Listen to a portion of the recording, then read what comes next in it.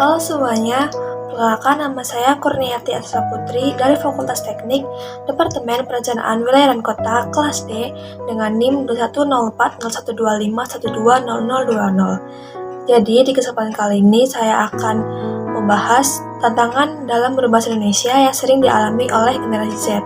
Di sini saya akan membahas tentang minimnya penggunaan kosakata atau diksi yang kita sebagai generasi Z gunakan ketika mengungkapkan emosi atau perasaan yang sedang dirasakan. Jadi, kalian semua pasti sering menggunakan kata galau dan juga kata pusing. Nah, dua kata ini sering kita ungkapkan dalam berbanyak hal. Contohnya, ketika kita bingung mau milih jurusan, aduh, aku galau nih. Terus ketika tugas kita numpuk, pasti kita ngomongnya kayak, aduh, pusing. Padahal itu kita bisa ungkapkan dengan lebih jelas gitu. Apa yang kita rasakan itu bisa kita utarakan dengan kata-kata yang lebih jelas, yang lebih tepat dengan apa yang kita rasakan. Nah, kenapa hal itu penting untuk dibahas? Karena ketika kita menggunakan kata yang sama terus-menerus untuk sesuatu makna yang berbeda, maka akan terjadi ketidakjelasan dalam berkomunikasi, sehingga apa yang kita ungkapkan, apa yang kita rasakan itu tidak tersampaikan dengan jelas oleh ke lawan bicara kita. Masuk ke isu yang pertama. Jadi, dalam bahasa Indonesia terdapat perbedaan jelas antara makna kata marah dan kata jengkel. Jadi, kalau marah itu intensitas emosi yang kita rasakan itu lebih tinggi. Sedangkan kalau kita cuman jengkel doang, itu kesannya kayak lebih ringan dan gak setinggi intensitas emosi ketika kita sedang marah. Tapi rata-rata kita sebagai generasi Z itu sering mengatakannya itu kayak, aduh, aku kesel banget deh sama dia. Kesel. Nah, kata kesal itu tidak cukup untuk menggambarkan sebagian emosi yang dirasakan. Jadi kalau disimpulkan itu, orang-orang nggak tahu seberapa tinggi intensitas emosi kita, seberapa kesel kita, karena kita mengungkapkannya cuma dengan kata, aduh, kesel banget. Selanjutnya, isu yang kedua. Penggunaan kata yang terbatas juga menghilangkan nuansa. Misalnya, ketika kita sedang merasakan suatu hal yang positif, kita pasti sebagai generasi Z ya, kita pasti mengatakannya dengan kata senang. Kata senang itu kayak kita sering gunakan dalam banyak hal ketika kita sedang merasa positif. Padahal, misal dalam bahasa Indonesia itu kita bisa menggunakan kata gembira dan juga kata sukacita. Kalau gembira itu biasanya terlihat dari wajah kita yang kayak tersenyum lebar dan juga berseri-seri, itu dikatakan gembira. Kalau misalnya sukacita itu lebih ke dalam diri kita, di dalam lubuk hati kita. Misal terharu, bahagia dan terharu itu bisa kita katakan dengan sukacita. Nah, ketika nuansa-nuansa itu hilang, kualitas komunikasi kita jadi datar dan kurang bermakna. Jadi akurasi dan kualitas pesan yang akan kita sampaikan itu menjadi berkurang dan tidak akurat. Lalu kita masuk ke isu yang ketiga. Kita sebagai generasi Z hidup di era yang serba cepat. Kita terbiasa menyampaikan sesuatu yang serumit apapun itu, kita berusaha menyederhanakannya dengan suatu kata yang lebih ringkas dan lebih mudah untuk dibicarakan. Nah, di sini masalah itu mulai muncul. Emosi yang sebenarnya itu rumit, berlapis-lapis, tapi kita sederhanakan aja dengan satu kata. Seperti kata galau itu akhirnya berfungsi sebagai sebuah payung besar untuk perasaan yang sebenarnya sangat berbeda dan satu sama lain. Contoh, orang itu bisa galau karena menentukan pilihan hidup atau menentukan pasangan. Dia bilang galau. Sementara ada tuh orang lain yang dia tuh galau, tapi galau dia tuh berbeda. Dia galau karena dia lelah secara mental. Nah, dua kondisi itu jelas sangat berbeda dan tidak sama. Tetapi karena mereka menggunakan kata yang sama, yaitu kata galau, Nah, perbedaan itu kayak menjadi tidak terlihat. Jadi sebenarnya yang mereka rasakan itu apa sih?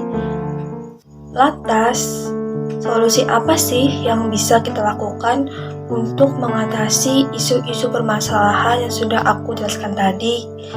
Sebenarnya, solusinya itu cukup kembali ke diri kita sendiri. Sebenarnya itu cukup mudah.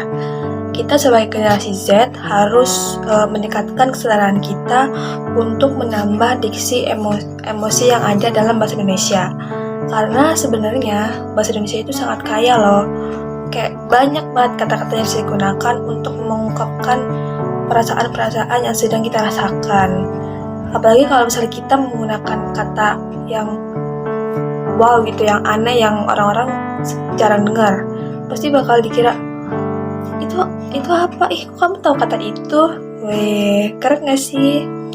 Nah, di sini aku akan memberikan contoh.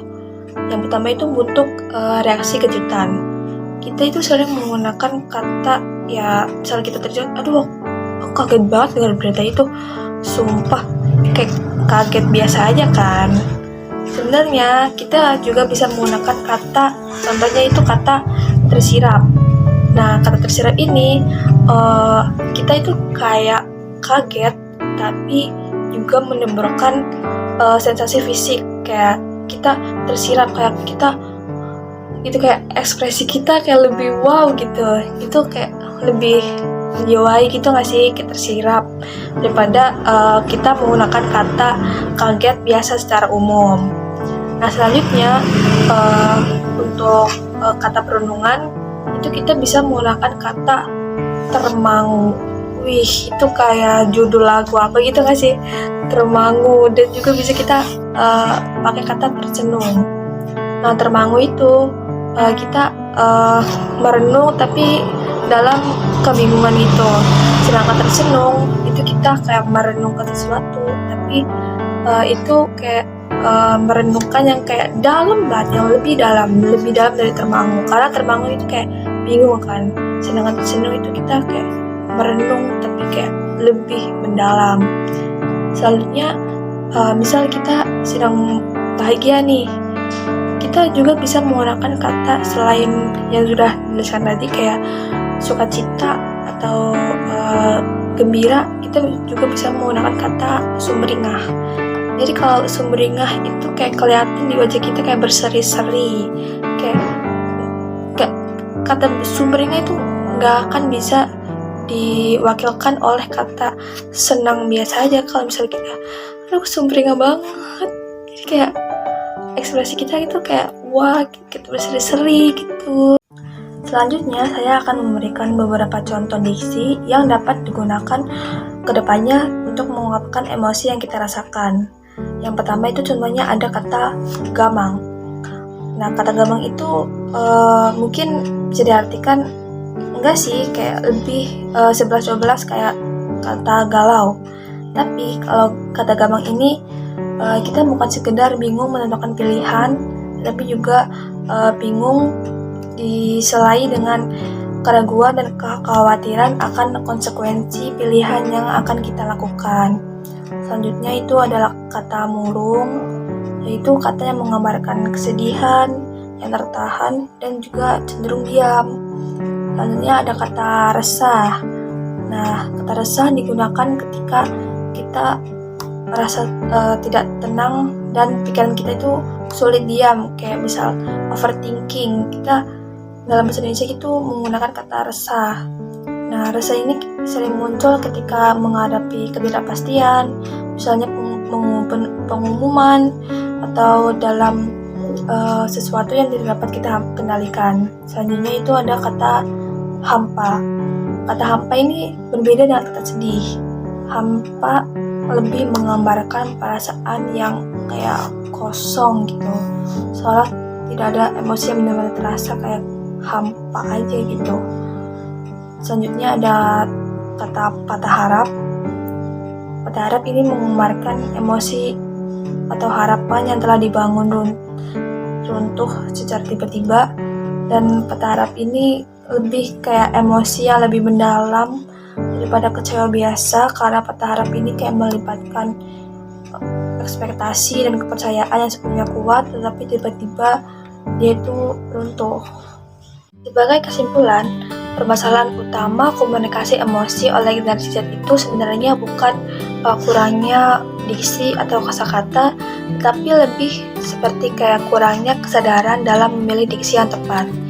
Kita terlalu sering menggunakan kata-kata placeholder atau kata-kata pengganti yang kesannya itu lebih umum dan ambigu, sehingga apa yang kita sampaikan itu menjadi kurang jelas. Karena kata-kata yang kita pilih bukan sekedar alat untuk bicara, tetapi juga menjadi cerminan dengan bagaimana cara kita memahami diri kita sendiri. Dan juga ketika kita berani mencari dan menggunakan diksi yang tepat, sebenarnya kita sedang berusaha memahami perasaan kita dengan lebih utuh.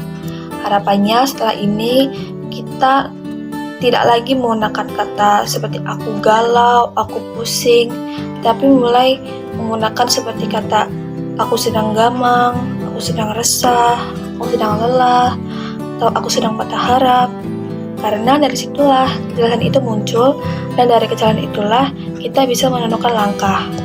Mari kita jadikan bahasa Indonesia bukan sekedar alat untuk pembelajaran akademik saja, tetapi juga sebagai ruang aman untuk memaknai perasaan kita, menyusun pikiran, dan membangun komunikasi yang lebih sehat, terutama di tengah dinamika perkuliahan ini. Dengan kesadaran berbahasa yang lebih baik, kita percaya kita bisa menjadi generasi yang tidak hanya pandai berbicara, tetapi juga paham tentang apa yang sedang kita rasakan dan bagaimana kita akan melangkah ke depannya. Demikian pemaparan yang dapat saya sampaikan. Semoga apa yang saya bahas kali ini dapat memberikan manfaat dan membuka sudut pandang baru untuk kita semua. Sekian, terima kasih. Wassalamualaikum warahmatullahi wabarakatuh.